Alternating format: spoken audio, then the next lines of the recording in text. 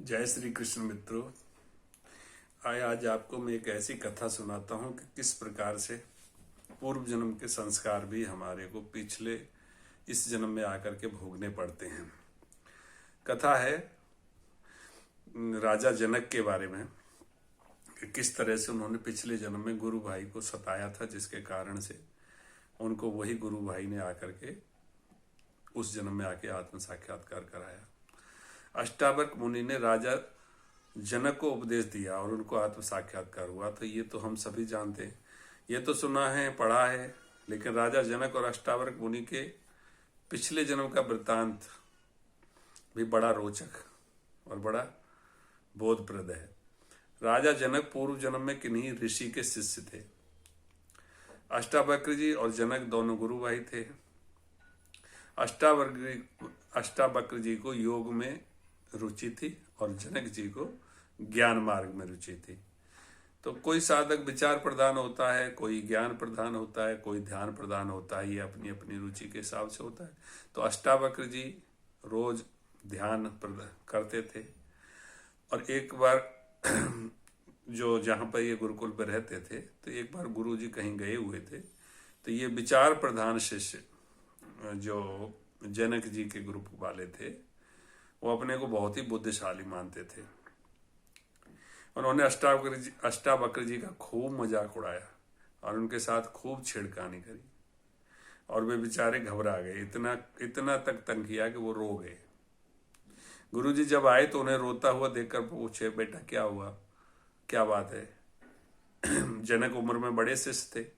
तो जनक की तरफ इशारा करके उन्होंने बताया कि ये लोग मुझे सताते हैं कि यह तो सिर्फ प्राणायाम करता रहेगा, ये तो सिर्फ ध्यान करता है, बड़ा योगी आ गया है पिछले जन्म का, ऐसा करके मेरी मजाक उड़ाते हैं। गुरुजी आपको क्या निवेदन करूं, मेरे को कई महीनों से ये परेशान कर रहे हैं।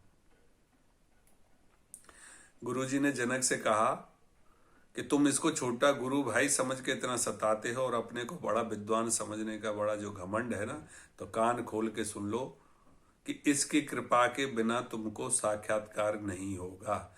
आखिर इसकी शरण तुमको जाना पड़ेगा, तभी तुम्हें ज्ञान होगा।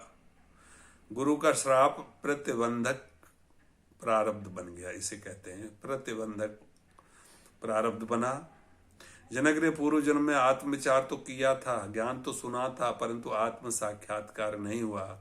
सुने हुए ज्ञान का फल हुआ कि अगले जन्म में वह राजा जनक बन गया और किए हुए योग व सुने हुए ज्ञान का फल हुआ कि अगले जन्म में अष्टावक्र जी को माता के गर्भ में ही आत्म साक्षात्कार हो गया। ये सब आप जानते हैं। अष्टावक्र के पिता कहोड़ ब्राह्मण वेद पाठ पढ़ने वाले थे। एक दिन पत्नी सुजाता के आगे वेद का रहस्य बता रहे थे और वहां वेद की कुछ बातें सुना रहे थे। तो गर्व से ये जो बालक था वो बोला, आप जो वेद पाठ करते हैं वह शुद्ध उच्चारण पूर्वक नहीं बोल गया है, और आप जो बता रहे थे वेद के केवल शब्द हैं, वेद का रहस्य तो परम मौन है, मन और वाणी से परे है। तो इस तरह की जब बात उन्होंने सुनी तो उसको बड़ा गुस्सा आया और उन्होंने कहा कि तू अभी 8 महीने का है और तुम मेरे को उपदेश दे रहा है। कहोड़ ने तो उसको बोला कि तू 8 जगह से टेढ़ा हो जा, ऐसा करके उसको श्राप दिया।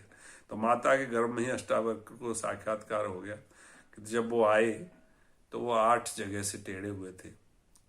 और आप आगे की कथा शायद आपको पता होगा, नहीं तो फिर भी मैं बता देता हूँ कि कहोड़ के वो राजा अष्टावक्र के यहाँ पर उनके पिताजी को बुलाया गया था। कुछ ऐसा आत्म साक्षात्कार से संबंधित कुछ प्रश्न थे, उनका जवाब कोई नहीं दे पा रहा था। तो ये परेशान होकर के आ गए थे। तो अष्टावक्र वहाँ राजा जनक के पास गए कि मैं उनका जवाब दूंगा। तो जैसे ही वो दरवाजे पे गए तो वहाँ पूरे बड़े बड़े विद्वानों की सभा लगी हुई थी।